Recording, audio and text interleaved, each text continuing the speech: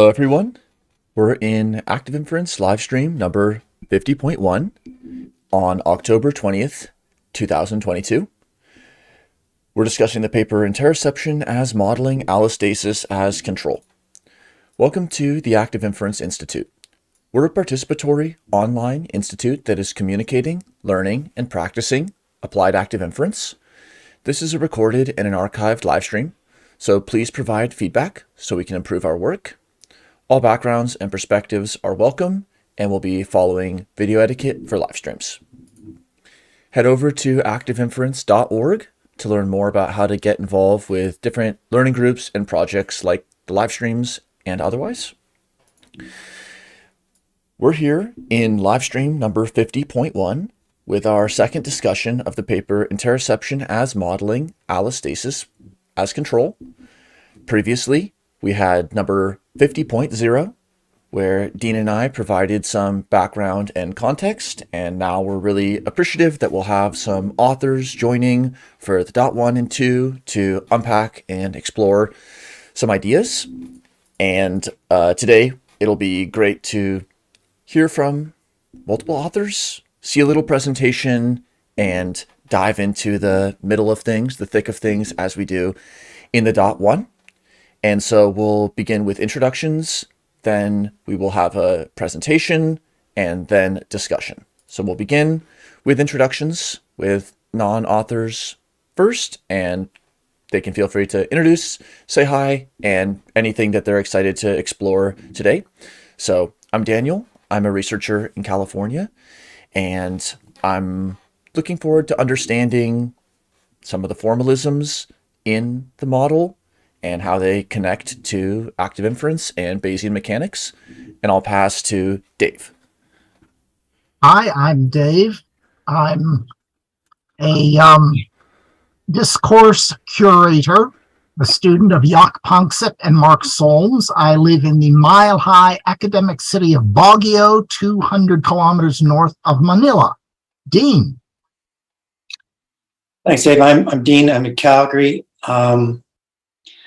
What's interesting to me is that on a metaphorical level, this started out me in an open field, and I got into a forest, and that forest got denser and denser. And by the time I got to section 4 of this paper, I started reading it over and over again, which is a fantastic sign, because if I have to read something many, many times to really get my head around it, that's good, because I don't question things unless I don't get them. That doesn't mean that it wasn't spelled out correctly.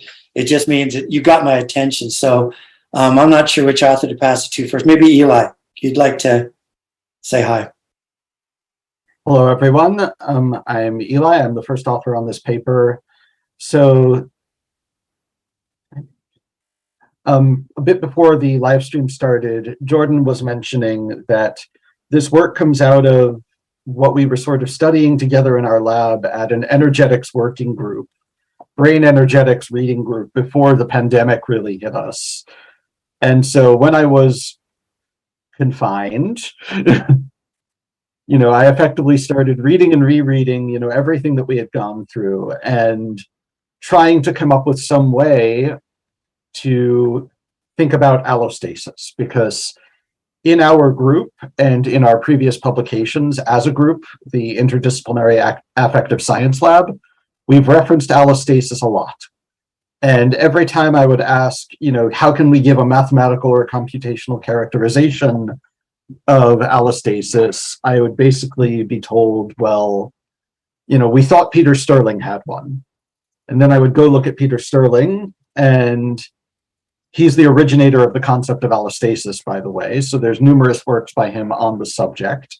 Probably the longest form, let's say, non-expert treatment would probably be his book, What is Health? And when I would look at Stirling's work, I would sort of spot a contradiction, or a contradiction in terms. On one side, he's specifically charting the variation in physiological parameters and regulation over time, where time can be the course of a lifetime, the course of development, or even just the course of a single day.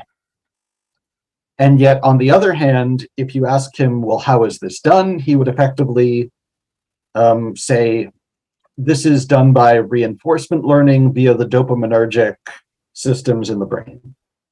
Now, the dopaminergic systems in the brain don't track a shifting signal over time. They just maximize reward. And so actually, in my view, at least as a computationalist, they were more homeostatic than allostatic. And from that contradiction and what followed on from it really came this whole paper.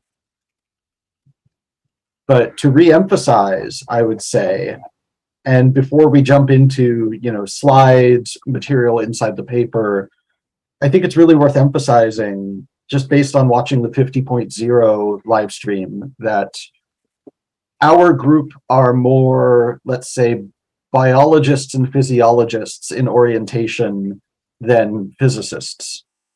So the paper on Bayesian mechanics came out while we were writing this.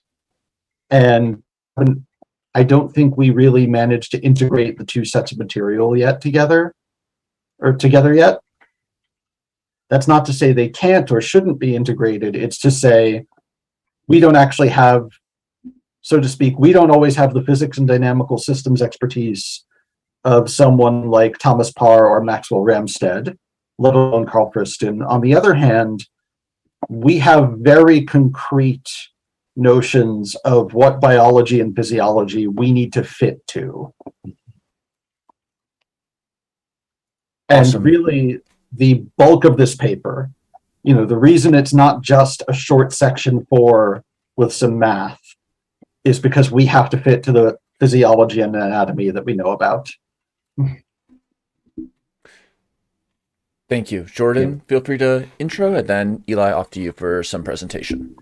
For sure. So I'm a postdoc in the lab here. So I think maybe I'll just give some context of where we're both working to and how we've got here. So for me, I've had a bit of a weird path to get to this point in that I did my PhD in social psychology and moral psychology.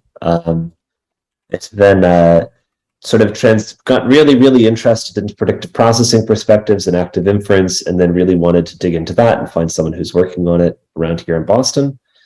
So I'm working with Lisa Feldman Barrett and Karen Quigley, who co-direct the Interdisciplinary Affective Sciences lab here. And like Eli's saying, the perspective that we have is really more of a biologically grounded one, or more of one that's based in physiology and neuroscience. So Lisa and Karen will joke that Lisa sort of handles everything from the neck up and Karen handles everything from the neck down. So together they form a whole person. And what I was really lucky to do was I stumbled into an existing collaboration that had been going on for about a decade here, which we call the Psychology, Engineering, Neuroscience Group, or the PEN Group, where there's been an ongoing collaboration with professors in the electrical engineering department. Probably most importantly, Dana Brooks has really helped to run it a lot, but Dennis Dogmas and Jennifer D have both also been really, really involved in this. And so what they would do is they'd meet every week and they would sort of pour through active inference papers, predictive processing papers, information theory. They'd sort of catch all of us neuroscientists up to speed on understanding engineering, and we try to bring them up to speed on a sort of biological understanding of neuroscience too. So what we've been really interested in doing is thinking about some of the abstractions that had come up in the active inference literature and thinking about how to ground those in biological processes, and how to really make this tractable at an empirical biological level. And so the interest that I've had in brain energetics has been a way to apply some of that traction onto my original interest, which is sort of moral and social norms. So I've done a bit of work on thinking about how we can think about information or energetic costs of information processing as a way of how individuals exercise control over a social environment by conforming to expectations within it. And then at the same time, I've been interested in going into the other end and thinking about some of the details of brain metabolism and brain glucose metabolism that are associated with the bold fMRI signal, so that we can really dig down deeper into the metabolism that's underlying the neuroimaging literature. But in the process of basically forming this energetics reading group, where we've been digging into all of those topics to try to understand the brain biology, Eli and I really ended up working together in this paper to try to apply some of that energetics and biological work, again, with a ton of help from Karen and Lisa, who really know the details of the neuroscience and the actual physiology. I think Karen especially, Eli would probably say, has been like really, really, really critical for understanding these physiological systems. But basically, yeah, how we can have some of the parameters and assumptions of these active inference models grounded in real biological terms, so that we can start to look to the empirical literature, the biological literature, and sort of gain some more inspiration from that, rather than just living entirely at an abstract level. Cool. And with that, I'll hand it over to Eli. Excellent. All right. I've unshared. Feel free to go for it. Thanks for that context. And just of note, this paper does bring in some topics that we haven't discussed on any of the preceding 50 papers, many of which were also motivators of what you set out to explore. So I'll just crop in, resize, and so on. And Eli, please go for it. All right. So before I really get into the material of the paper, I think it might be useful to follow on from what Jordan said in order to additionally motivate sort of our turn towards biology and physiology here, which is that most of the time in active inference modeling, note that I say modeling, or in active inference physics, so to speak, you need a term in your expected free energy or in your joint density. That is, sorry, the generative joint density, not the recognition one, which you would call, often I've heard it called the prior preferences. Essentially a probability density over sensory outcomes that describes what, it's hard to avoid anthropomorphic language here, but oh well, what you want to observe. Now, in real biological systems, that, as we sort of can hear from Peter Sterling or numerous other authors, that cannot be fixed. That is, prior preferences can't be fixed. I prefer different observations when I'm about to go to sleep versus when I am waking up. And the assumption that usually gets baked into principles, like, say, the free energy principle, is that, actually, let me moderate that a little bit based on conversations with some free energy principle folks. If you have a non-path-based, a state-based formulation of the free energy principle, then you will typically assume something called ergodicity. And you'll note that we have an appendix about ergodicity. I saw that you discussed it last week in the 0.0 episode.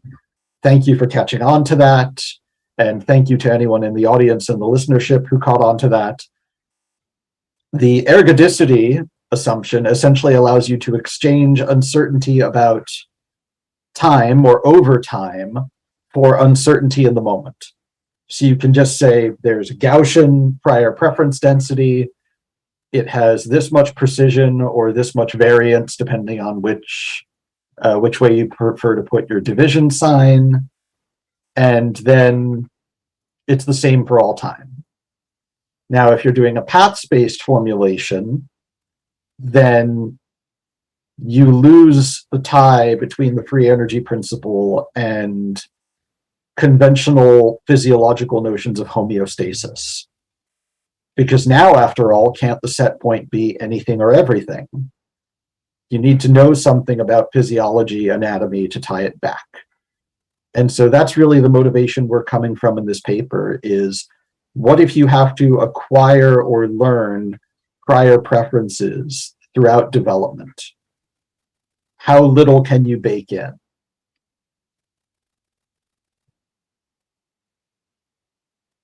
And so we start by sort of reviewing in the paper and in these slides, the sort of perspectives that we study from, study the nervous system, study the brain. One of them is predictive processing. I think that's probably going to be the important one for this audience. And in predictive processing, we talk about the perceptual systems of the brain, really, the sensory systems, as performing approximate Bayesian inference. So then you'll have top-down prediction signals, bottom-up prediction error signals, and there's this notion of active inference, which says that we essentially treat motor outputs as parameters to the recognition model in one of the earliest formulations, before there was any expected free energy.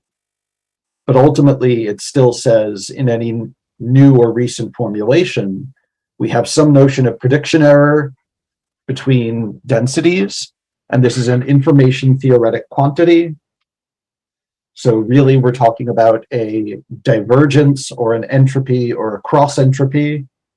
We want to minimize that, and we're not only going to minimize that by changing the top-down predictions that flow through, say, the sensory cortex, we're also going to change these extra parameters that correspond to motor predictions, motor commands, motor references, depending on the terminology you want to use to refer to them.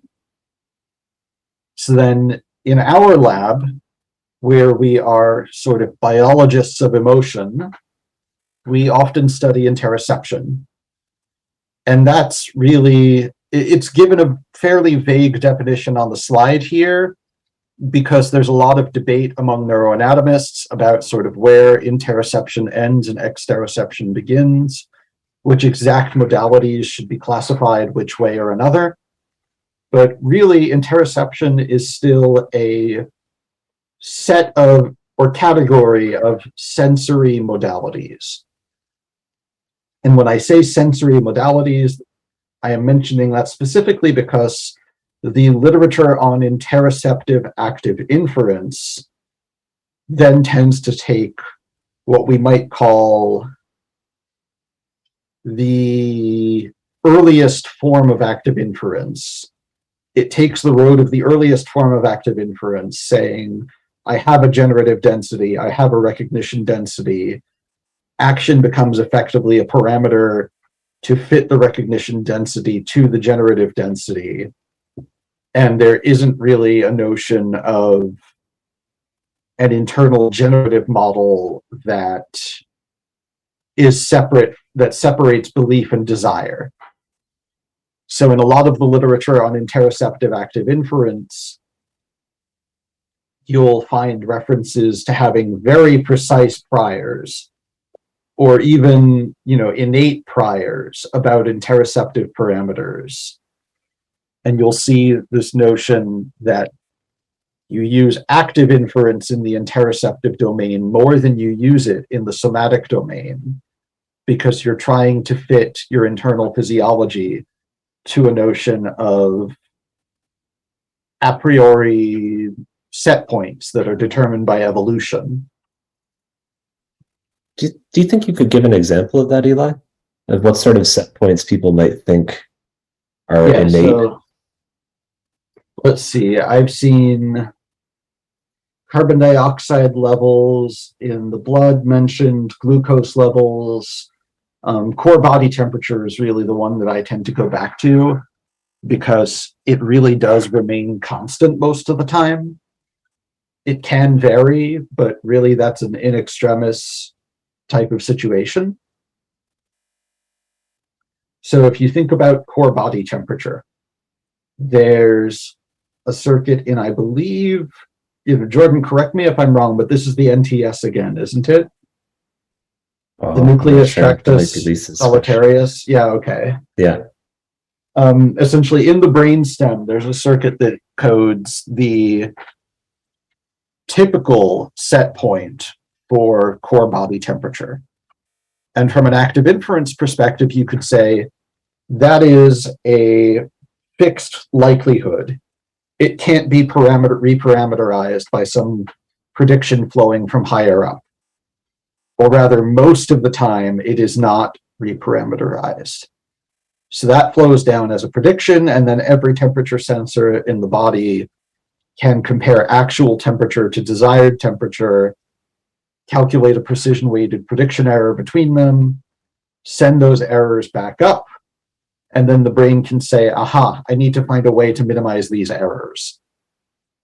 And doing so will effectively keep you in an environment where you can maintain your core body temperature around, I think it's 98.6 Fahrenheit is the stereotype. It varies for individuals. Now, the reason my next slide was about allostasis is because while there are bodily parameters like core temperature that usually behave according to a set point, really, physiologically, most parameters do not have a set point. They move. The regulated levels move all the time. So that includes heart rate, blood pressure, blood sugar, blood oxygen levels, various hormone levels in the endocrine systems, inflammation levels shift over time. And I mention inflammation because, from the body's perspective, there is, inflammation is not something with a set point of 0. Inflammation is sometimes appropriate. And actually, if you want to think, what is the situation in which adapting all of these core parameters is physiologically adaptive, then I think heavy exercise and sickness are probably the two largest examples. So for heavy exercise, we could talk about, say, arousal levels, and that refers to the balance of cooperative activity in the branches of the autonomic nervous system. But essentially, if you're going to go for a run, say from a predator or after some food, in your good old-fashioned, evo-psych ancestral environment, you're going to need to decrease the activity in some organ systems, increase the activity in other organ systems, and adjust physiological parameters to be regulated to the new levels. So this is a pretty well-observed fact of physiology. Informally, Peter Stirling, I would say, having invented allostasis as an observation that gets made, he then editorializes a little bit about it and says it should replace homeostasis as a mode of regulation. So rather than having set points, you should be comparing to something like a set trajectory. And in the ideal case, when you're theorizing, you should assume that there is no global set point of any parameter. And of course, as we mentioned before, in extremis, this is true. If you get ill, your body does actually override that circuit in the brainstem to raise the core temperature. That's why you'll get chills. You're at the same temperature, but the regulated level has been shifted up. There's also an interesting point to make, if you go back for 1 sec, Eli, too. Just that in the way that the sort of language of science evolves here too, and it's worth pointing out because some people might be listening and might be thinking, well, homeostasis doesn't have to include set points either. You can have sort of hierarchical notion of homeostasis. You can have, sort of multiple levels of control involved in that. And some people have made the same criticism of allostasis as a notion. So there's a paper by Carpenter. Oh yes, there's a paper we cite by Carpenter that does exactly this, right? And so but the problem is that even if that's technically true, and people who really know what they're doing and are using a concept of homeostasis in that way might already understand that you don't necessarily need set points. But the reality is that the way homeostasis tends to get used and the way that it tends to be understood is it's come to have some of this association with set points or with the simple thermostat model, as opposed to something broader that includes multiple levels of control. And so some people might be curmudgeony and want to say that homeostasis already includes all of these notions, so we should just reclaim the term homeostasis for that. I think we're more of the perspective that we're willing to just give that up, and it might be time to just start using a different term to remind people of those other associations. So we're ceding ground a little bit when we're using the term allostasis to just not have to fight with people about what homeostasis really means. Mm-hmm. Yes, so Jordan is completely correct there, but I would actually even recommend that, everyone listening, if you can go find the paper Homeostasis, A Plea for a Unified Approach by R.H.S. Carpenter. It's in our citations, and you should be able to type the name into Google Scholar. Go look at it, because it'll really explain where our paper is coming from. As a short summary of what's relevant, what Carpenter says in his paper is that back in the good old days, they taught control theory and controls engineering to physiologists, and that included, research physiologists and also clinicians. And by back in the day, he really means back in like the 1940s to the 1960s, before another new approach took over. And he says, hey, if you're an educated, mathematically mature and fluent controls engineer, then you don't need, then these awkward names are all really just different ways of cutting the same cake. It's all a control system. It's a hierarchical control system. This is very evident, he says, in the anatomy and physiology that you'll look at. He's even writing for a physiology education journal. And then he effectively starts complaining that, everyone's sort of strawman homeostasis down to this thermostat model. And he has to complain like this in 2004 because indeed, everyone really has sort of associated the word homeostasis with this thermostat model, global set points, things like body temperature rather than blood glucose. And as a result,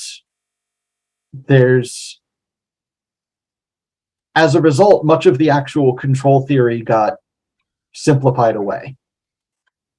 So even as someone who is housed in a computer science department, took a class on reinforcement learning, and can work the equations of optimal control theory, I was not introduced to the concept of a reference signal as a time-varying function until Carpenter.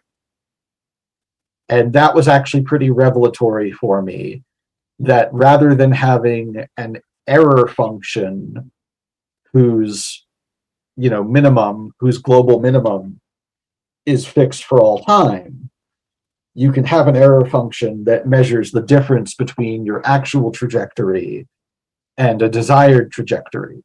You can do trajectory tracking control when you have the mathematics. So we could say, for our paper, for our purposes, if homeostasis refers to this thermostat style point tracking control, then allostasis refers to trajectory tracking control.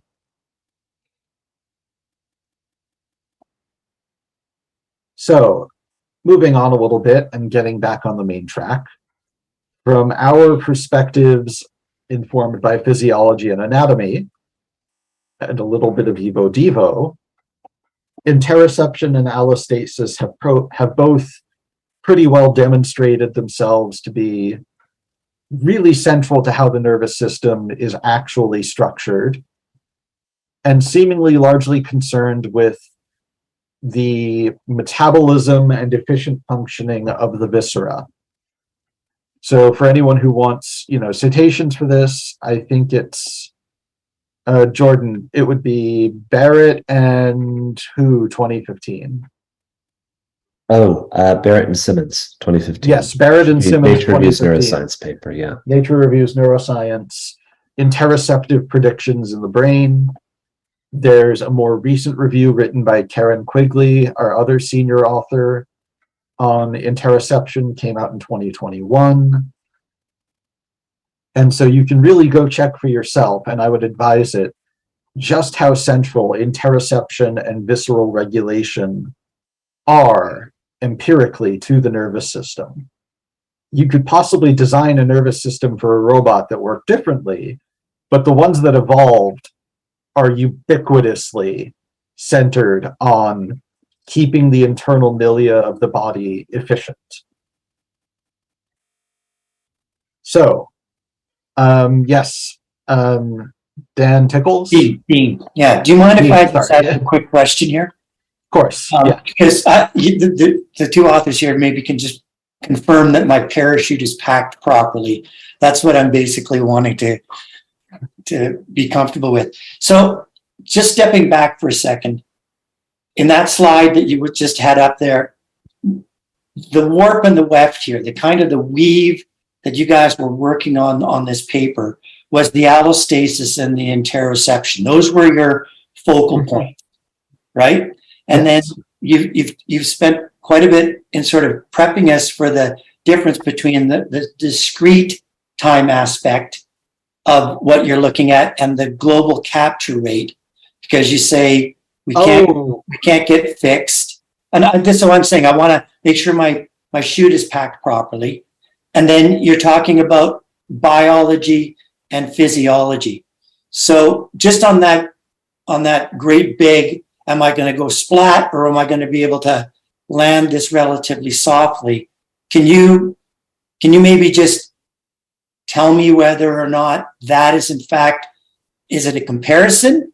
Is it an intersection? Are these things running in parallel? How much of this is risk management versus how much of this is strategic? I would think of it more as an intersection. Okay. And when we're specifically referring to quantities like the global capture rate, those are intended to be strategic rather than risk management or epistemic value. Okay. So specifically there's a whole book on this. Let's say it. Vigor, the Neuroeconomics of Movement Control by Reza Shadmir.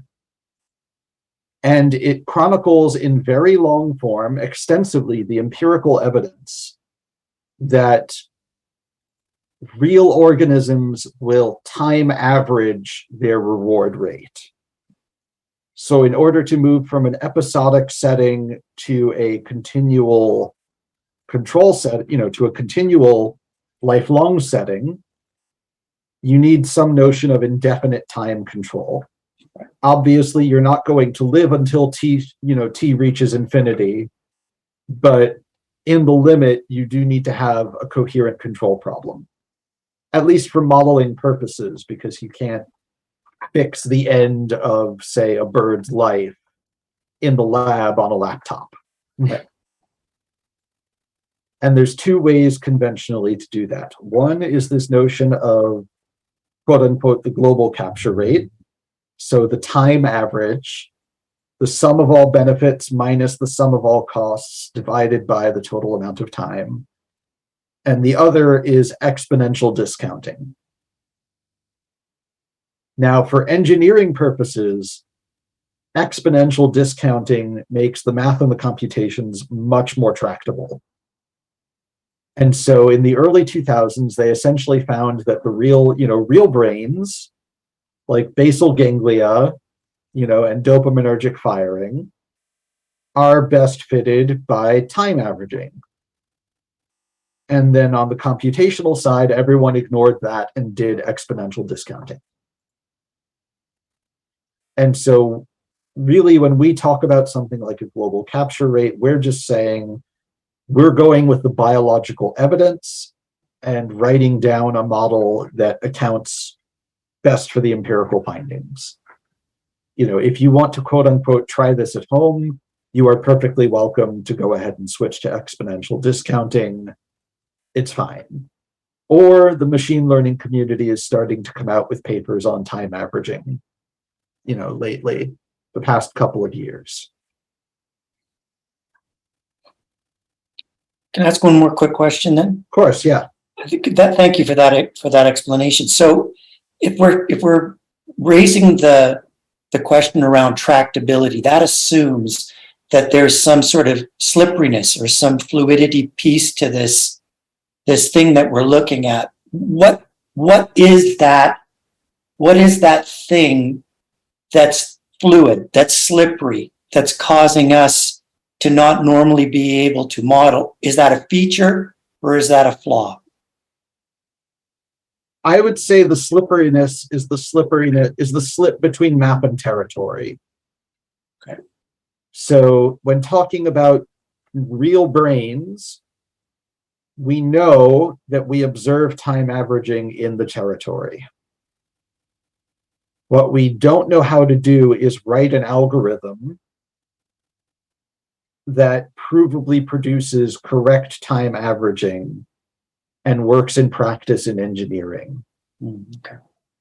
So let's even say, rather than map and territory, because a scientist has a map as well, let's say the slippage is between empirical science and engineering. And when we write out our model, we are really trying to address the empirical science, and we don't mind if engineers, want to make their little slippage and use something that just makes the algorithmics easier. That's fine. And in fact, that is what the deep active inference community does. Okay, so heading back a little more towards active inference, when we read all of this stuff, this is sort of a bit of a Bible for our lab, Sterling and Laughlin. So Simon Laughlin was involved in some of the earliest publications on predictive coding in the fly retina. Peter Sterling is the originator of the concept of allostasis. And what we actually notice, as mentioned a bit earlier, is this sort of slippage, another slippage or contradiction. So they say, when you get a reward, some dopamine is released. This invokes a reinforcement learning principle, algorithm. Let's be careful with neural circuits that we're not studying in detail for the moment. That is, let's be careful how strong a statement we make about their function. And then most of the empirical evidence they review in the book is about the energy efficiency of sensory firing. So we're really trying to say, we want to move from something grounded in minimizing a prediction error, variational inference, to something grounded ideally with an optimality principle in control. So then, there are some arguments for neuroscientists, which are more or less intended to convince the viewing neuroscientist that people studying interoception and people studying motor neuroscience need to work together on studying the viscera. You can't study the viscera and ignore the motor branch of the visceral nervous system and the functions of that motor branch. Now, regarding, our statement of you can't just minimize prediction error, one might ask, what about active inference? And there we have to start being careful with the term active inference because, as I have had it personally explained to me at length, there are at least the two different kinds of active inference. There's this very old, I think it was Adams 2013, motor active inference, predictions, not commands, active inference in the motor, in the motor system. And then there's this notion of decision active inference, where you have an expected free energy, explicit prior preferences, and so on and so on. And if you talk to the active inference community, read the papers that they can write for their own community. I would particularly recommend, the International Workshop on Active Inference, which I believe is going to be a conference next year. They have 3 years of very good papers where many authors sketch out the explicit connections between active inference, control as inference, optimal control, etc. So really, when we bang on saying, don't use active inference to reduce motor function to sensory function, we're talking to some psychologists and philosophers who have been, let's say, quite enthusiastic about predictive processing, but a bit eliminativist about some of the mathematical constructs that are actually used in active inference. So then, for our psychologist audience, we have once again the argument that we are basically showing that you can and should do a fully probabilistic notion of optimal control in order to sort out what is going on with allostatic regulation. And we're going to take some inspiration from motor neuroanatomy in doing it.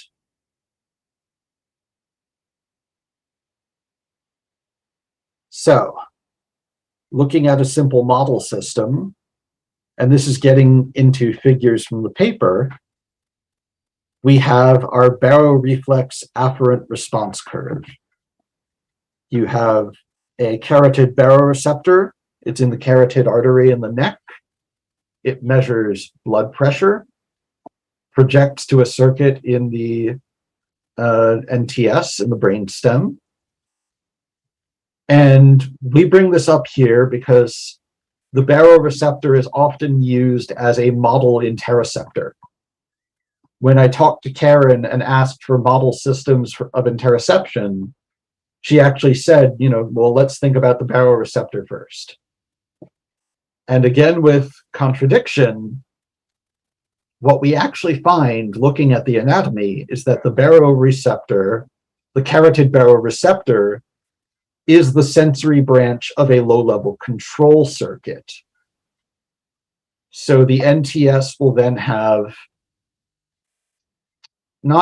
I believe the middle inflection point is coded in the NTS here and doesn't really change much.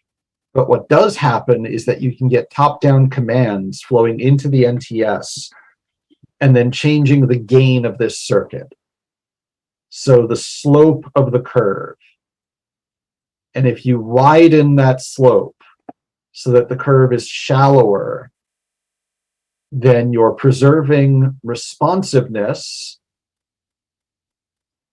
You're widening the approximately linear portion of the curve while allowing for the blood pressure to rise and fall.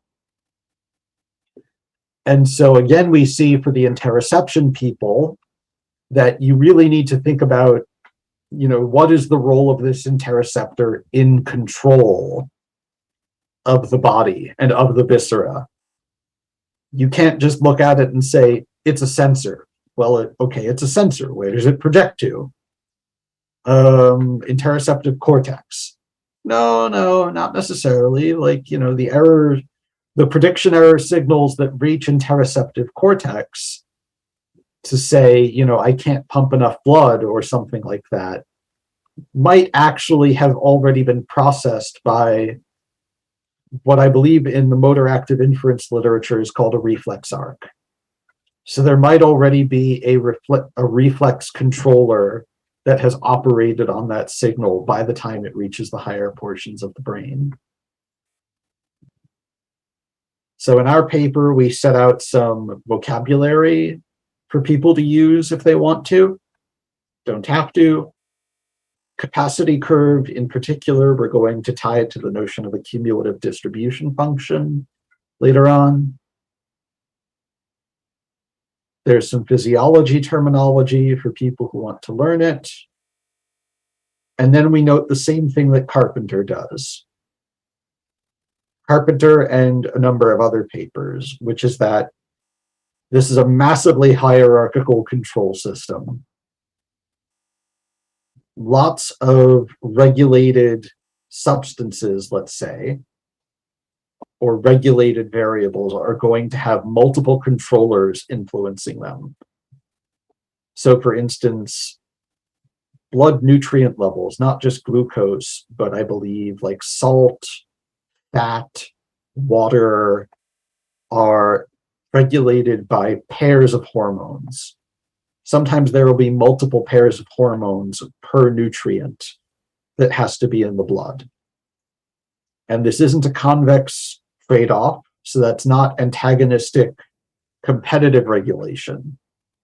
They can appear to compete sometimes, but actually it's cooperative regulation based on the fact that, so to speak, chemical species can't encode negative numbers the way a digital signal can. So when you do things with chemical signals, having these pairs turns out to be the way to monitor and control the dynamic range with the greatest sensitivity. So then using this example of glucagon and insulin, we can see that sort of normoglycemia is really more of a range.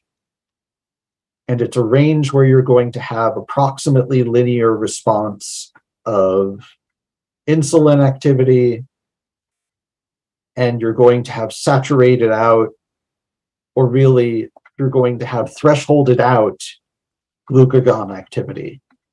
So at a normal level of blood sugar, glucagon does not have to retrieve additional blood sugar from the intestines or the liver. It doesn't have to call for burning fat reserves. You've eaten enough for the day, you're fine. Insulin is responsive in a highly responsive mode where it can give a linear response to a linear change in order to compensate for noise. So now we can actually get towards, now that we have a controls way to think about physiology, we can get more towards these notions of active inference. And here we're going to go back to some of the sources that gave us motor active inference. One way to think about motor active inference is the brain sends a prediction, the reflex arc in the spinal cord attempts to minimize prediction error by comparing the prediction with the value read off of a proprioceptor. So again, one way to think about that is having a few extra ways to minimize prediction error, really entropy. Another way to think about that is to think of having a very elementary control system at the reflex arc level. And then the brain prescribes the reference length, that is the reference signal for that controller, and it just tries to minimize the difference between what it gets off a proprioceptor, what it reads, the actual muscle length and tension, and the reference signal. And this is actually a very, I'd almost call it a fun circuit to study because of just how well documented it is that there's something very much like, I would almost say like a precision weighted PID controller in there. If you're a math person, then a muscle is kind of like a spring. A spring can be, the dynamics for a spring, metal spring, stretch it and crunch it, can be linearized around certain points. And so you can just about write down an LTI PID controller for an individual muscle spindle. And you'll get two parameters coming down from the brain, one of which says the reference length, and the other of which says, what's the sensitivity or gain against perturbation that you should exercise. And this is actually how your voluntary movements are engaged. So really, all of this stuff about references that we're talking about here is just putting forward the hypothesis that maybe visceromotor control works on the same computational and anatomical principles as voluntary somatomotor control. Of course, instead of the commands coming down from, say, somatomotor cortex, they might be coming from ganglia in the autonomic nervous system, with the higher level central nervous system basically just prescribing rough levels of activity, activation or deactivation for the two different sides of the autonomic nervous system, which then again in this opponent fashion, semi-opponent, fully cooperative fashion, allow us to avoid encoding digital negative numbers and thereby give you very finely balanced control over the internal milia. So we eventually get to our figure, which essentially says, if I know what resource supplies, metabolic resource supplies, nutrients, oxygen, carbon dioxide, that sort of thing, I'm going to have in the future, then my goal is going to be, let's not say to maximize uncertainty, nor to minimize uncertainty, but really to maximize resilience or freedom. To stay in the linear portion of a cumulative distribution function, where you can be responsive to any remaining or upcoming perturbation.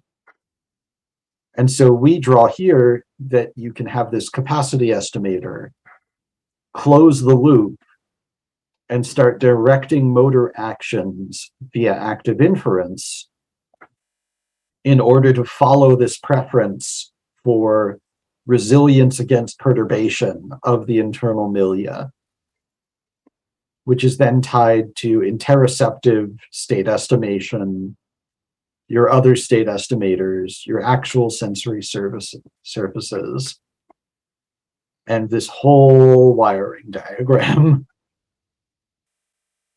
And maybe one thing just to add too, right, just to underscore a point, is that what I think, if you go back one slide here, and so how this relates to the sort of adaptive range of the settling point too, and what I think is really interesting about this, right, is that you're not defining, like when we started out talking about how you might traditionally think about set points for homeostasis in like a very traditional thermostat model, right? Mm-hmm. What you're talking about here is that there's actually, if the overall goal of the brain, if the brain is essentially there to help regulate and adapt the sort of entire biological system of the body to circumstances outside of it that are constantly going to be changing, different challenges that it's going to have to be responsive to, then you don't necessarily have a set point, but you have a range where you can, where the physiology can be most adaptable to those perturbations and challenges, right? And so even just, I think to simplify the sort of, I think that idea is really at the core of what we're trying to talk about, right, Eli? That you essentially want to have a range where the physiology can be adaptive. And you would imagine that if the physiology is, if some of these parameters are pushed way, way, way far outside of the center of that sigmoid, then you're going to have a problem in that they will not be able to adapt to changes. You're not going to be able to be at that linear point of maximum adaptability. If you're down here near the threshold and you get, some random white noise that pushes you over that threshold, obviously there isn't a discrete catastrophic failure, but also obviously you can no longer mount a proportional response. Yeah. Your body is made of, physical instruments which have a limited range of responsiveness. Yeah. And so our notion of allostasis is to say, when you can, widen the range of responsiveness rather than narrowing it, or rather widen the range of responsiveness when possible, while narrowing the set of states or the distribution of states that you actually fall into. Yeah. And Yeah, these and so do you, look like doing somewhat opposite things. and so would it be the case too, right, that you could have there's different ways that you can have these systems become sort of maladaptive, in that if that sigmoid becomes steeper and steeper and steeper, where you basically have just a very, very narrow range where you can actually have an adaptive response, that can be one potential problem. Another potential problem can be when the sort of baseline level, like you're saying, is pushed far outside of that threshold. Then also you're going to require a lot more work and a lot more control of that system needed to really push it far outside of that range to actually adapt Or to to some, push it back, really. or to push it back again, yeah. Yeah. Which could cause other problems downstream as well, right? But the point is just that you the sort of range that you want this system to settle into is a range where it can be adaptive to changes and prepare for fluctuating sorts of circumstances, right? Yeah. So I think a good intuition to leave with, since we are drawing towards the end of the hour, is that if you were to try to minimize interoceptive uncertainty, then what you might do is just stay home all the time. Your heart rate will never vary too much up and down. And we're living in the modern world where you don't have to run away from tigers. So, why deal with the uncertainty of going out and exercising, or the perturbation of going out and exercising? And what our notion of allostasis here might tell you in reply is to say, when you go out and exercise, the curve gets wider.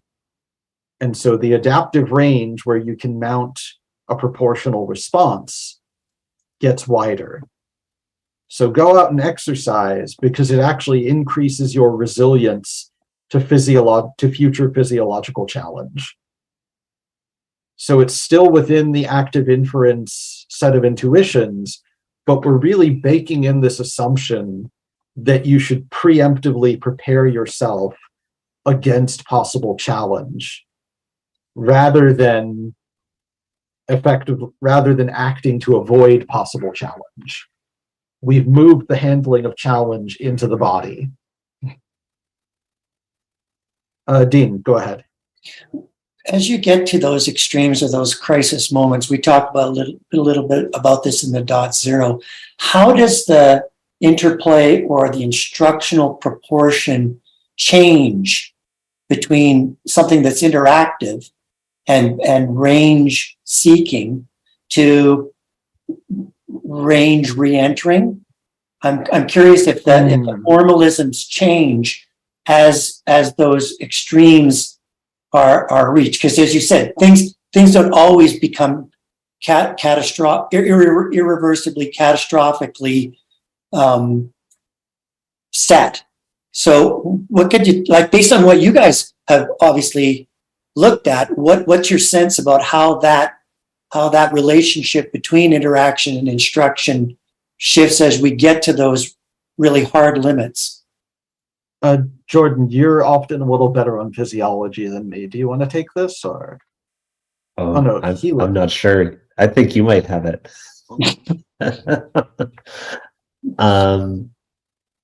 So let's see. I'm honestly not so great on physiology because I rely on Karen for it.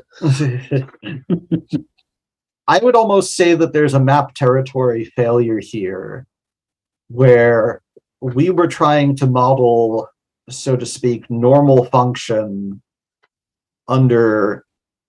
with that intuition about resilience against challenge. Okay. And there's several possible responses to an extreme circumstance. One is that some high up control mechanism can start overriding these operating points, pushing them away from where they normally are, and then that allows you to deal with extreme circumstances by no longer treating them as errors at all. So say if you're sick, your core body temperature is modulated upwards, that puts you in a fever state. This is expensive metabolically, and it feels bad compared to how you normally function, but it should cook the germs. And then when the extreme state, when that emergency is over, supposedly, hopefully, usually, you'll be able to go back to normal function.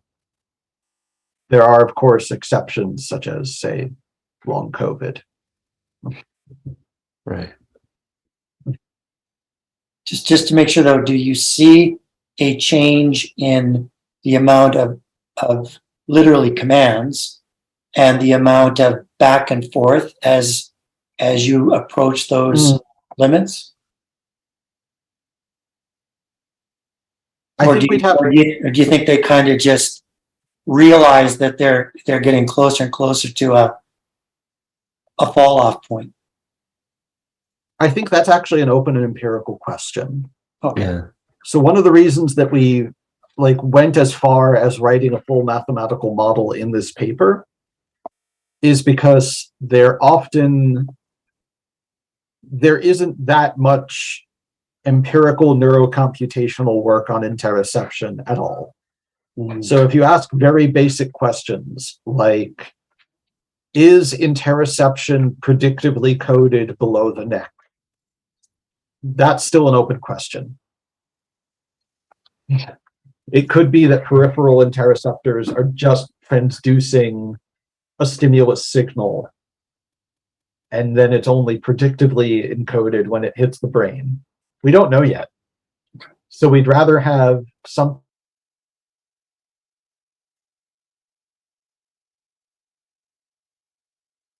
Briefly lost Eli. We've lost him. But okay. While Eli is rejoining. Okay. Very interesting. A different path through the same material. Dave, if your question is for Eli, we can wait a few seconds. Not necessarily. I have just a side comment. You don't necessarily have to respond to this. The discussion reminds me of two different fallacies. One is the dark room fallacy. If you want to minimize, it's a kind of a parody of active inference. If you don't want to be surprised, then just stay in a dark room where nothing changes, which has been dismissed pretty thoroughly by active inference activists. Right. Also, there was a fallacy, kind of a social Darwinist tinged interpretation of the observation that every species has a fixed number of heartbeats, and therefore valuable people, members of parliament and clergymen, should not work because you're eating up your lifetime. Right. Which of course isn't true, because Right. your heart beats more slowly, so it's stretched out more if you're in good shape. Right. But more relevant, the steepness of the reflex curve. I sometimes feel that folks working in active inference cover maybe too much with the notion of precision. This is one quantity, and it looks like that slope in the blood pressure curve, is that something that would tend to be covered by the term precision? And if so, should that be approached in a more differentiated way rather than just being a single number that applies in lots and lots of areas of control and perception? That's interesting. So normally the precision, right, is normally applied to the predictions. So there's an idea of the precision of the predictions being applied. And in this case, I think the idea is more of,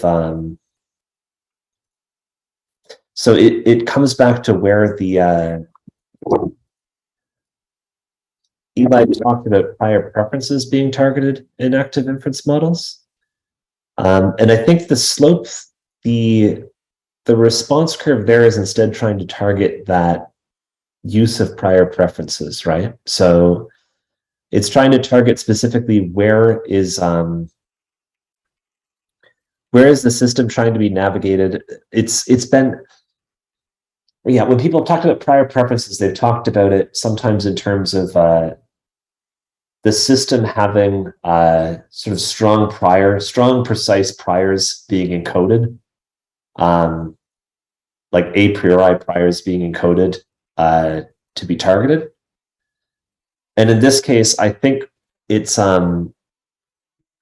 we're trying to give an account of where some of those priors can come from and how the system and how sort of opponent processes can, or opponent chemicals can help regulate the physiology.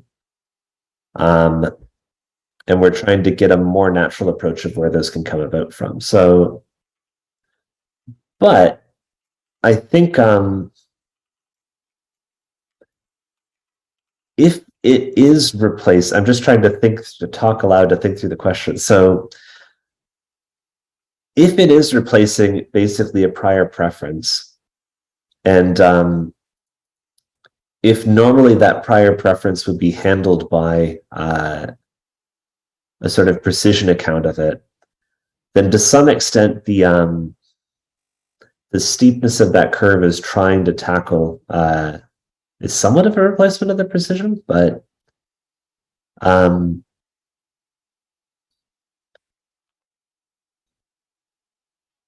yeah, it's giving a different way of yeah, maybe it is a replacement for the precision in that case. Eli's back, so maybe Eli can try to answer your question. Eli, do you want to complete your presentation? Sure, but if just to answer the question, if we're talking about the gain on one of these sigmoid curves, then yeah, that's sort of a replacement for the precision, but it's really thinking about it the other way around. So a variance quantifies your tolerance for error. A precision or a gain quantifies response to error. Yes. So, yeah. So when you're talking about purely sensory, these exteroceptive signals, the ones that aren't prescribing references to you in any way, then of course, you want to save the neural response, which is metabolically expensive, for precise signals. If you're talking about an internal, physiological curve, say reaction to a change in blood pressure, then you want to try and make the gain shallower.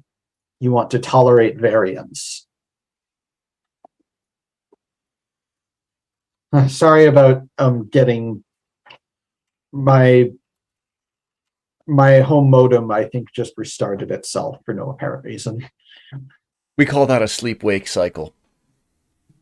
Yeah.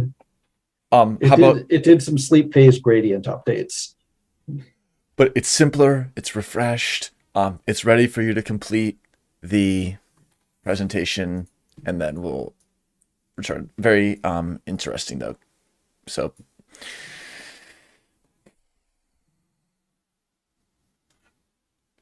okay. See, share screen. Here we are. All right. Continue. Yeah. So now we start getting into really what scant visual material is available for section 4, which I think we'll have to go over in detail in a more Q&A format a little bit. But so if we then want to talk about how do we integrate decision active inference into this allostatic view, then we can say decision making is this notion of optimal control subject to a set of expectations about the future. So we'll have to write an objective function And then we'll have our wiring diagram back. And we'll note that motor references issued top-down are now conditioned upon or subject to predictions about the future. Then part of how we're going to get into what this objective function is actually made up out of is to first take the intuition that if we start from neural circuits that can only do predictive processing as we know it, then one thing we can do with them is, simulate some ensemble or population of potential state trajectories, or really state action trajectories, starting from some initial state. Then, given an objective function, we can estimate the time average given our ensemble. We can turn that into feedback control, getting the stability in control theory, the closed loop stability derived from using feedback, by then having a recognition model. And then we can say, I'm going to update my entire ensemble or population of simulations by taking them from the recognition model, which is conditional upon observed sensory outcomes. And then having predictions from the recognition density, which we're superscripting here with superscript, parentheses 2, in comparison to superscript parentheses 1 here. We can then penalize a notion of distance. So really we can penalize the quote unquote size of the update in information theoretic terms. And if you've seen a free energy or an expected free energy written out term by term before, you should have seen one of these. It's a KL divergence.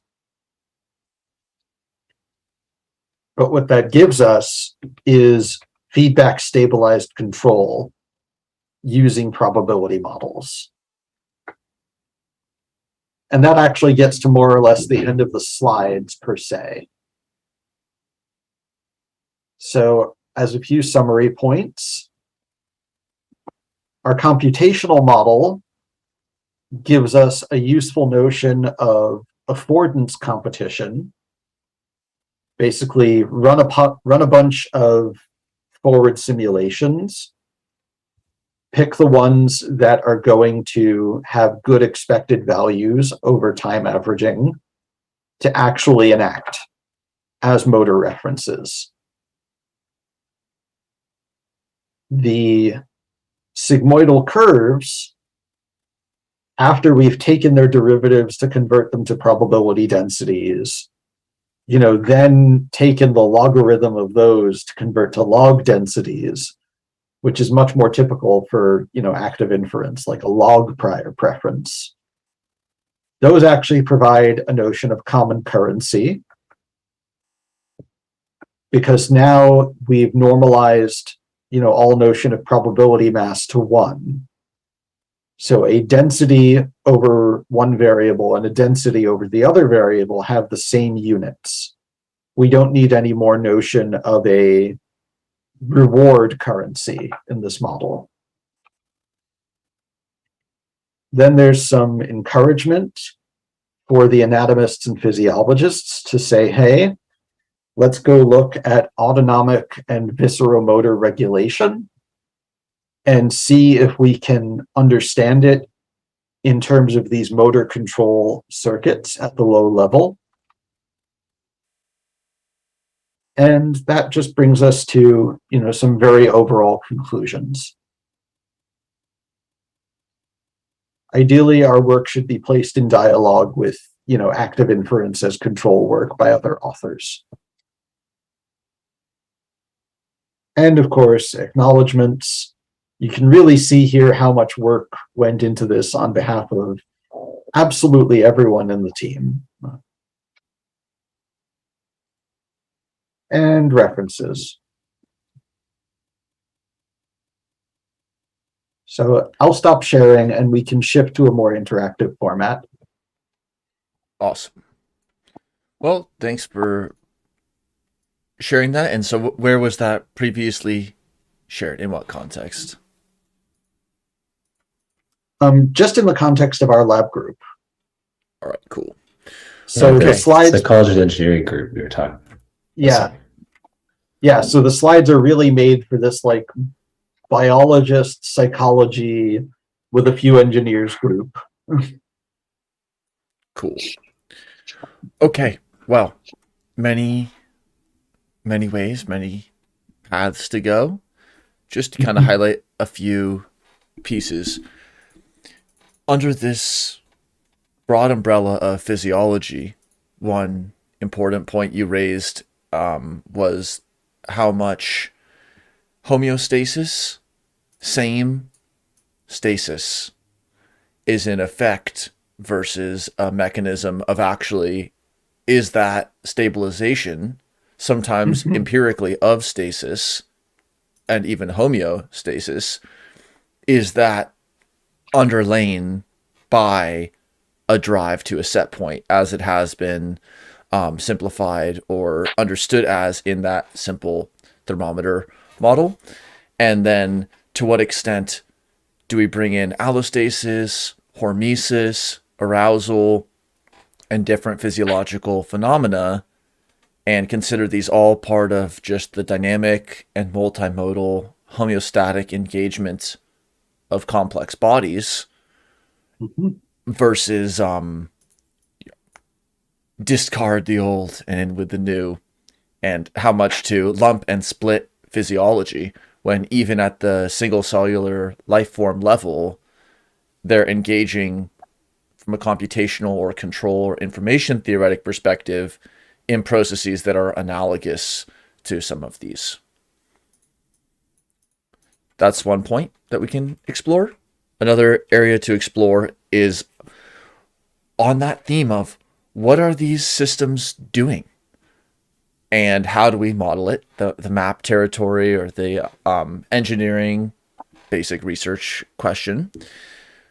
We could talk about a given physiological process, body temperature, stabilization, or the baroreceptor, the glucose, and so on. Is there the minimization of a difference, for example, between preferred and observed? Is there a maximization of reward according to some reward function? Is there a maximization of precision? Precision on what? Is there a maximization of responsivity, which corresponds in the sigmoidal curve family to the linearized region? Are there cases where all four of these things are going to be happening indistinguishably? Is there a case where some of these phenomena are occurring at the detriment of others? Can we differentiate models and actually make unique predictions, explanations, and control systems if we move our emphasis from one of these lenses to another lens?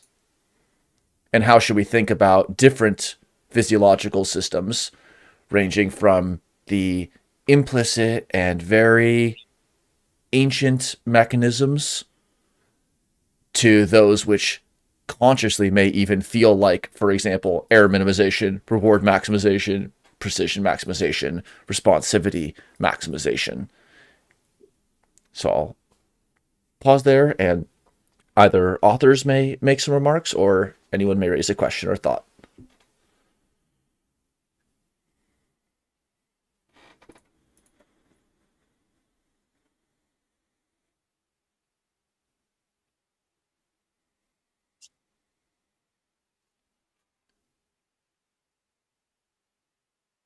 Eli, I wanted to ask you maybe just to direct within this, because you talked at the end about that this gets us away from having to have a reward currency.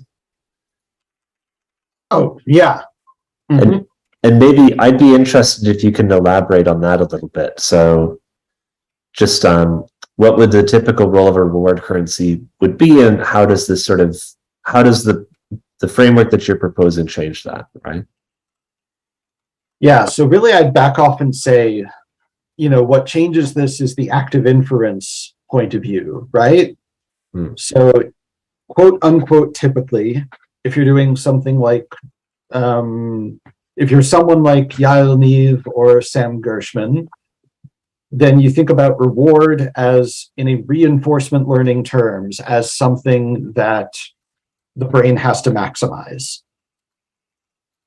And then you would say, all right, well, I want the uncertainty of my beliefs to be minimized while I maximize reward. So those are then two separate modular computations that have almost opposite goals. One of them is to minimize uncertainty right now, and the other is to maximize reward over the long term.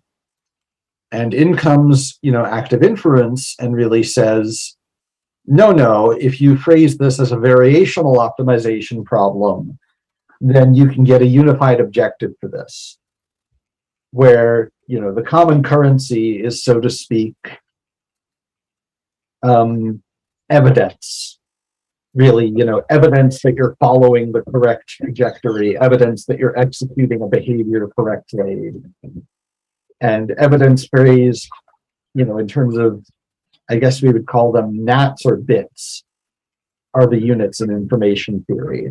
So if you're using, E as the basis of your logarithm, then it's nats. If you're using a log2 base, it's bits. My dogs are getting picked up for their walk, so. Yes, this is a very interesting complementary perspective where we'll get reward maximization over time when we increase our precision now. Everybody agrees on that. And is it going to be the cart before the horse, or the horse before the cart? And which one's the horse and which one's the cart?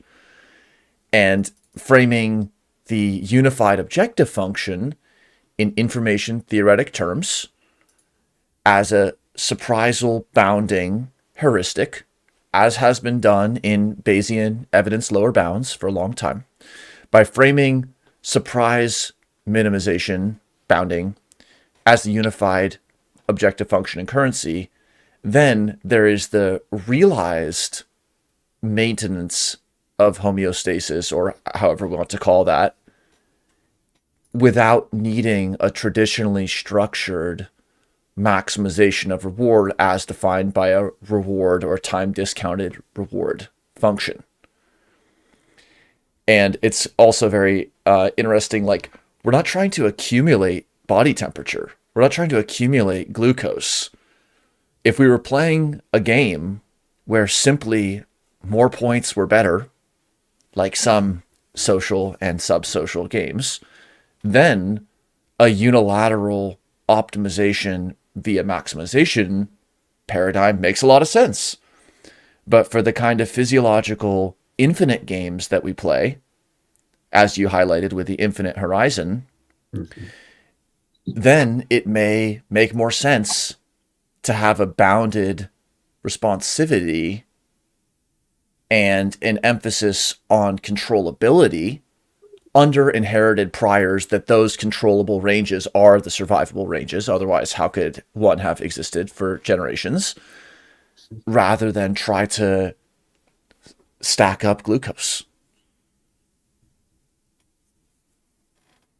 Yeah, so I think it's always really interesting to go back and read Peter Sterling in this light, because, beyond just the formal physiological material, there are these stories that he can tell of, for instance, people living in long-term stressful situations, and they develop what we would now call the diseases of civilization, which, Sterling sort of implies are the diseases of homeostasis, living too much the same too much of the time. And indeed, speaking of, not wanting to stack up glucose, this is an actual disease that happens to people that is called diabetes. It is considered a pathology. And so there's almost an interesting, misfit between that intuitive notion of reward, or at least let's sneer slightly and say that economic notion of reward, which has to be a form of accumulable wealth in a common currency, versus physiology, in which too much of a good thing is actually a bad thing again. Right. And that actually comes back to, there's a part of what this is contributing then, right? In one way is a sort of shift in metaphor, right? Or I think that point about an economic conception of value and of reward it's useful to have a counterpoint to that, because as Eli's saying, there is no upper limit to economic reward. There's a benefit to accumulating it. You think about sort of accumulating capital to spend it. In this case, right, what we're focusing on is how to basically keep balanced and adaptable so that future challenges can be actually encountered and dealt with. And that sometimes means packing light, not keeping so much glucose on hand so that you can deal with the reward or deal with changing circumstances and adapt to them. But you can't, it's maybe been a pretty serious problem to have this completely abstracted notion of value that is endlessly accumulatable and doesn't interface with any of the biological realities of what systems are actually doing, right? It's so abstract that it's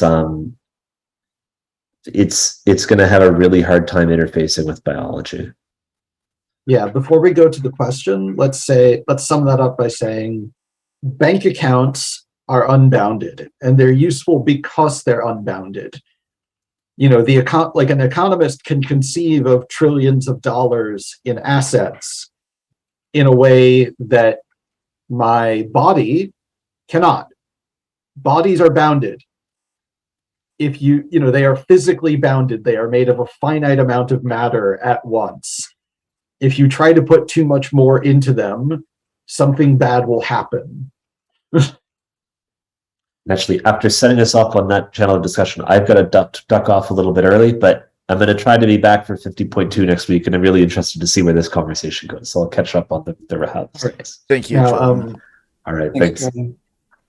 If nobody minds, I'd like to ask Dave his question first, just because I was about to when I got kicked off. Yep, go for it, Dave. Sure.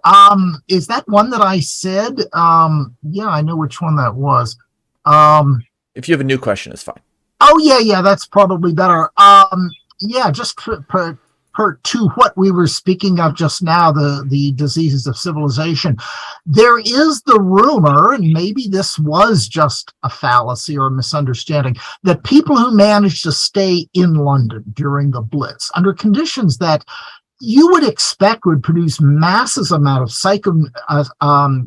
psychosomatic disease, hysteria, conversion syndromes, that it didn't happen. People were just preposterously sane because they didn't have time to be sick. They didn't have time to be crazy. Did that really happen? Did the sense of mission override what otherwise would have been general stress syndrome causing breakdowns? Does someone know the detailed history of the London Blitz in World War II? Because I really don't. It's a perfect not English. dot 1.5 journey for us to explore, but to speak to it generally, it's an interesting question as well. To what extent, by comforting and regularizing, we even work against that end, let alone neglect other trade-offs and incur externalities.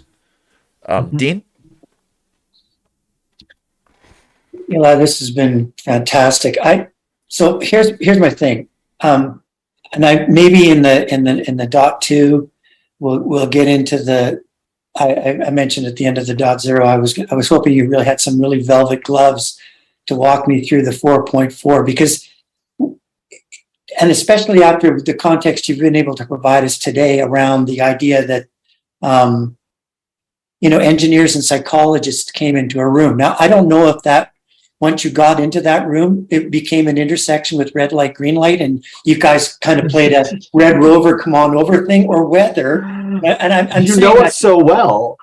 well, here's the thing, because I actually did work with CFOs and engineers, and so what you discover is there's a bit of an isomorphist. I want to be able to diagram this out for you, view that tends to be biased for engineers. And then there's the spatially enveloped view of the psychologist, right? Like they're in their phenomenological space. And what you've done is you've tried to say what when those two worlds come together, I don't know if it's a collision, I don't know if it's a cooperation, it's a variety of things, right? It's complicated.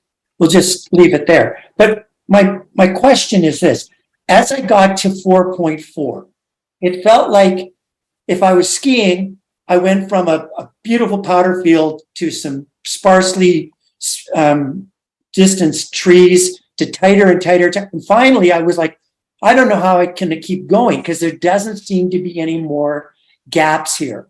It's just getting too tight for me. And the reconciliation, like when you're skiing as a metaphor, is you're not looking at the trees. You're looking at the non-things, the non-objects. It's a reconciliation effort. And when we're talking about dodgeball as your metaphor, or whether we're talking about glucagon control, these, to me, what you were describing up until that point was essentially, you were saying, for us to know what's going on, we're going to look at the risk management, we're going to look at the coordination, we're going to look at those things that are essentially backwards facing. We can say that in order for the process to carry forward, to continue, there has to be some addressing of those factors. And then there has to be the reconciliation, just like when the engineers and the psychologists are proximal to one another. It's an entanglement, and it's not the engineers get to tell the psychologist what to do any more than the psychologists get to tell the engineers what to do, right? So if the behavioral piece, if the idea of the biology and the physiology is, if I do this now in real terms, I have to look at that. And you guys had an L4 different time frames, right? Mm-hmm. I can manage that. You spoke clearly to that. I read that and it was clear to me. I got it. I can coordinate that. And again, that was very, very clear. And then I got to 4.4 and I simply lost the thread, because what I was looking for was the reconciliation. I will align this next move with the range recapitulator. That's what I was expecting next. And then, so I went, okay, so where is the strategy? Because that's there. When psychologists and engineers get into a room, they don't just abandon their strategy. It comes with them. It follows them into that space and carries them to that question of, I reconcile an advantage and all of the above until I choose this choice while always keeping all of the above. So you guys talked about that in other parts of it. You said we can't just abandon it, but I couldn't understand how the formalism reconciled it. So I'm sorry that's such a long-winded question, but your paper caused me to spend 6 hours of my life going, these guys have got to be much closer to answering this, because I've never been able to answer it. But then I got lost. And I just felt like, oh man, what am I missing? Okay, so I'm going to disappoint you slightly and say, what you're missing is that I think what's missing from our writing is really being clear that we're working under a very unusual set of constraints in how we formulated this model. So specifically, unlike, say, Sam Gershman or Yael Neave, or unlike the literature on deep active inference in computers, we're assuming that you essentially don't need an extra set of computational ingredients for reinforcement learning. So we're saying, assuming that you can do only the computational operations known to be involved in predictive processing, what can you come up with that will handle a control problem? And the answer is this very specific thing with these nastily involved derivations called path integral control. And you'll notice that when I was going over those slides, I basically said, let's just say you can simulate, possible futures, like possible episode length courses of future activity. And you can evaluate them in terms of your objective function. And then you can update them by means of a recognition model, or by integrating prediction errors and using predictive coding. Then how do we build a formalism out of just those? And the upside is that this does let us look at the controls literature and say, all right, this is actually optimal feedback stabilized control. We can look at some of the bounded rationality literature in cognitive science and neuroscience and say our objective function is a free energy. That is, if you have to penalize how much you change neural firing over time, or how much you change your mind and update your beliefs over time,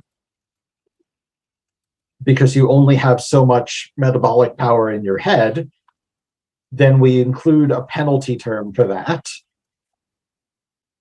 And we can say this can all just be done by, embodied simulation and referent configuration motor control. Does that mean this is how the brain actually does things? Of course not. It does mean that if you want to do your modeling with, I think Andy Clark tends to quote, Quine and say, if you have a taste for desert landscapes, then we've given you a computational model that is basically just sand and rocks. And as such, yes, it's something of a hostile environment. Walk without rhythm, you won't attract the worm. In the plains of ActInf. Yeah, if you want to live behind the shield wall where we have TD estimated value functions, good for you. In the stretched sigmoid with broad variability, so stretched that it is flat and plane-like, but still highly controllable within large bounds. That's where we're oscillating. Yep. Very interesting. It'll be, I think, great in our lab to pick up a few points from... Am I the one cutting out again? I still Daniel see you. wasn't. Yeah, Daniel wasn't there. It's okay? Yeah, you're back. All right. You flickered a bit. Okay. In the last minutes, we can talk about some ideas from earlier in the paper, look at any of the figures, and then in the dot 2, that'll be awesome to really approach the formalism and help Dean on that ski journey.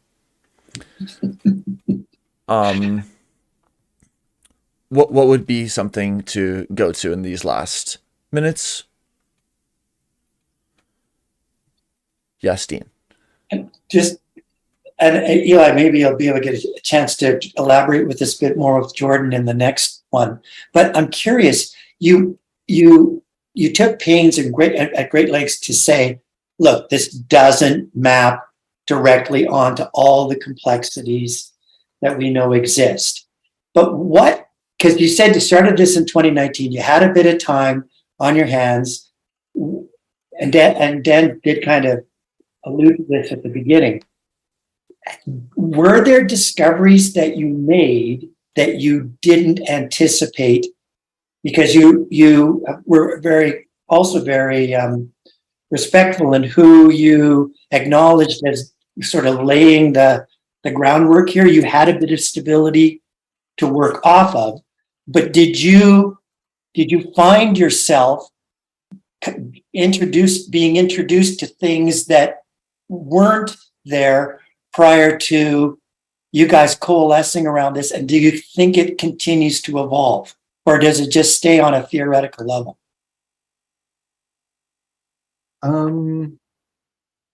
So actually, I'd say for me personally, the big unanticipated discovery was just how little we know about interoceptive neuroanatomy and neurophysiology. And I mean in the periphery. Right. So, our lab with Lisa and Karen, Lisa handles the stuff above the neck. And so we've got, Barrett and Simmons, 2015. There's a number of other good papers saying essentially, you look at the brain architecture and it looks like at least in cortex, the interoceptive and visceromotor cortices are fairly central to the architecture. And then you ask, okay, so what kinds of signals are coming in from the periphery to then be subjected to predictive processing in cortex? And you basically get told, well, interoceptive signals, obviously.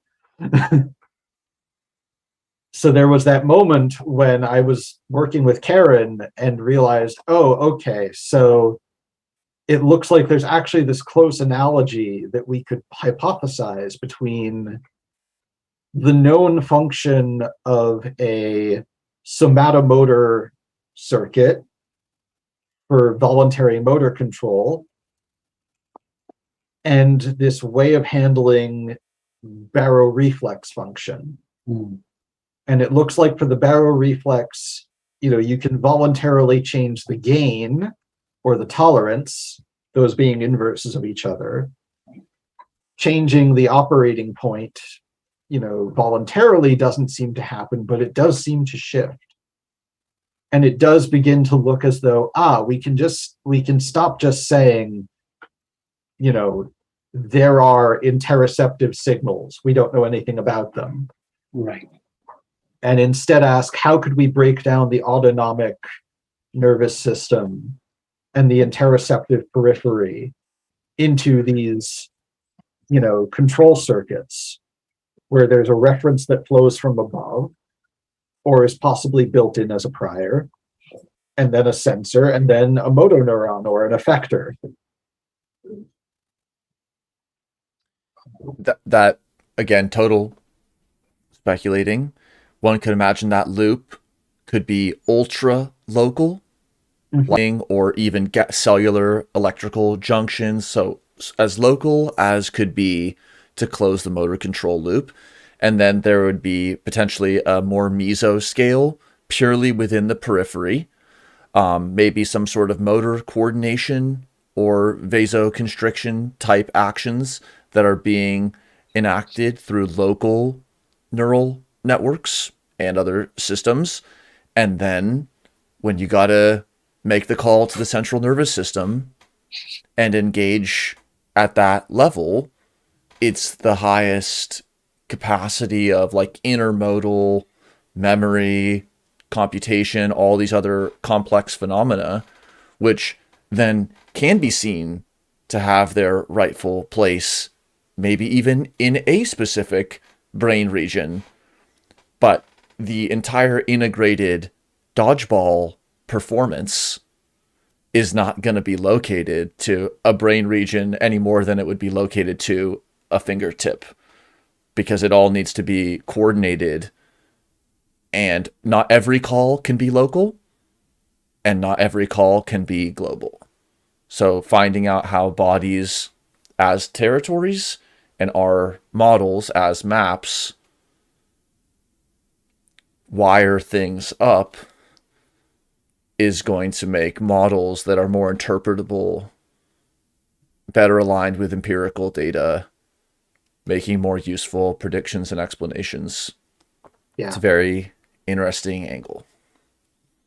And I would say, just to piggyback a little, as a modeling paradigm, I think this is one of the real strengths of active inference, is that once you're dealing with these probability densities and log probability densities, you are able to start sketching out these hierarchical structures.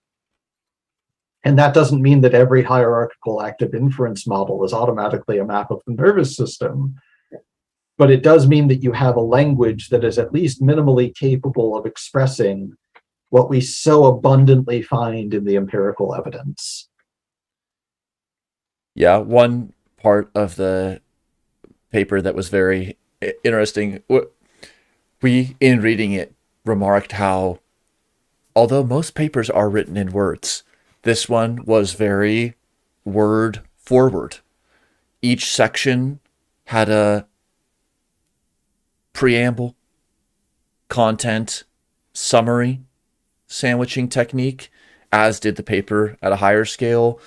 The nomenclature was upfront and clear, and then the relationship between the cumulative distributions and the classical PDF type probability densities was made clear, but this exactly connects something that has a, in the generic case, a guaranteed inflection point, interpretable thresholded values. This is why sigmoid functions are used as activation functions in artificial neural networks, with a optimizable Laplacian approximation like inverted quadratic form that is able to be used as a log probability.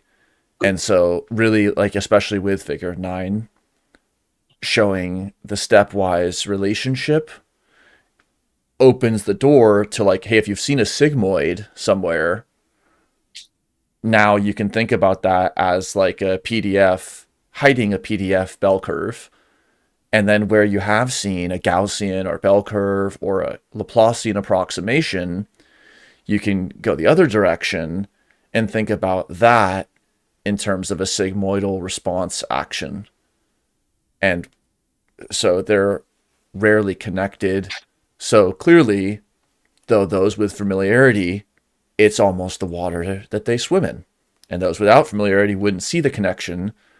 And the challenge and the opportunity is like to stick in the middle and stay in the connection space to raise attention to some of these relationships, which again, otherwise you could have a whole subfield of physiology working on the sigmoid response curve and a whole subfield of hierarchical predictive processing models working in the PDF space or log PDF space.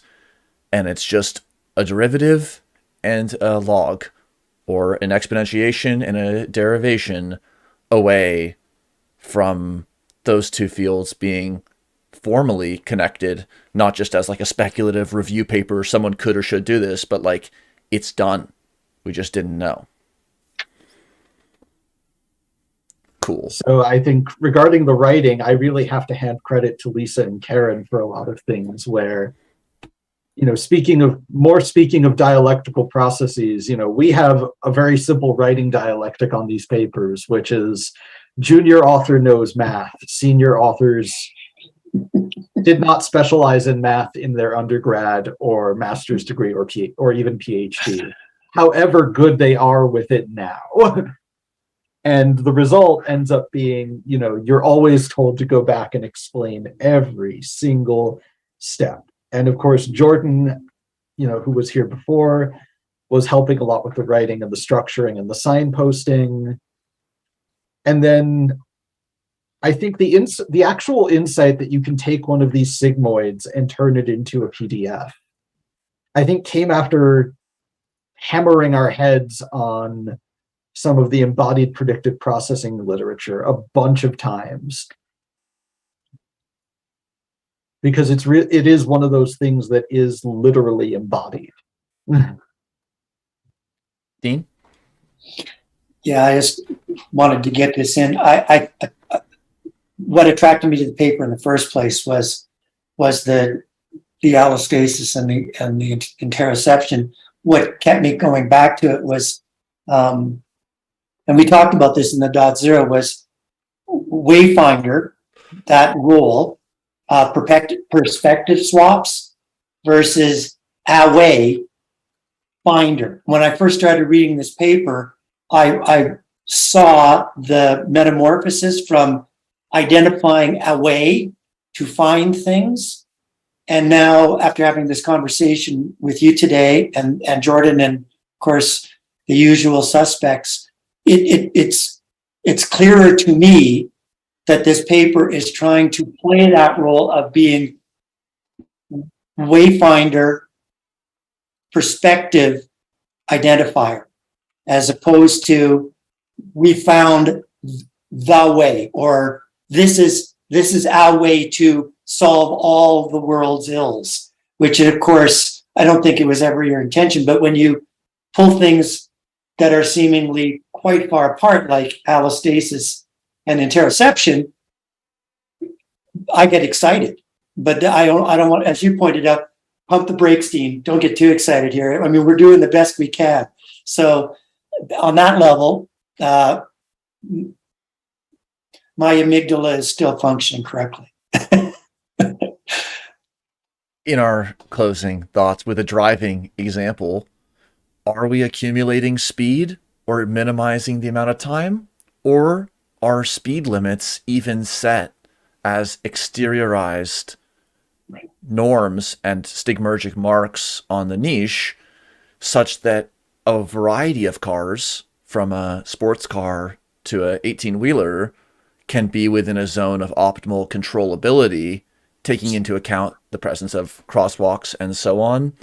And so alongside, as we think about what we want to explore in the .2, alongside diving into formalisms, trying to do some excavation and interoception on how and where the economic optimization as maximization is implicitly used, and where some of these other notions that were being raised, without needing to be polemical or replace value maximization, but where we can see these other survivability criterion as potentially different decompositions of unified objective functions that are informational and so on, I think that's going to be quite far-ranging,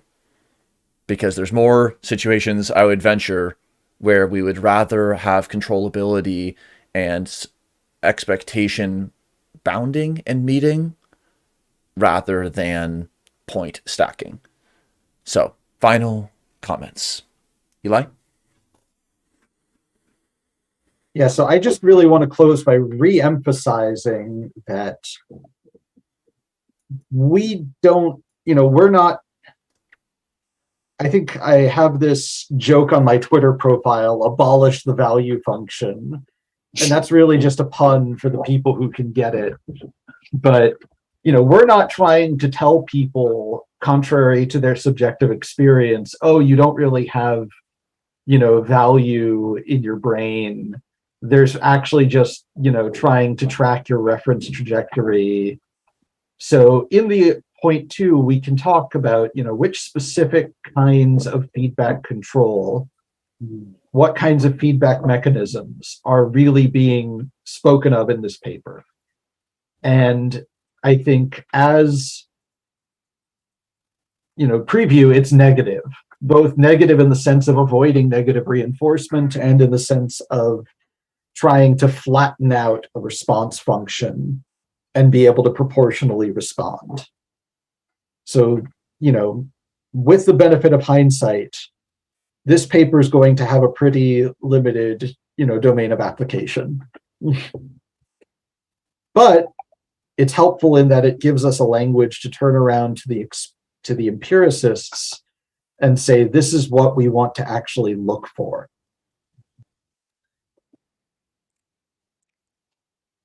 Any closing comments? Otherwise, that's a great note. Well, Eli and Jordan as well, thanks for coming out and for engaging in dot oneery. And we'll see you next week. Thanks, guys. See you next week.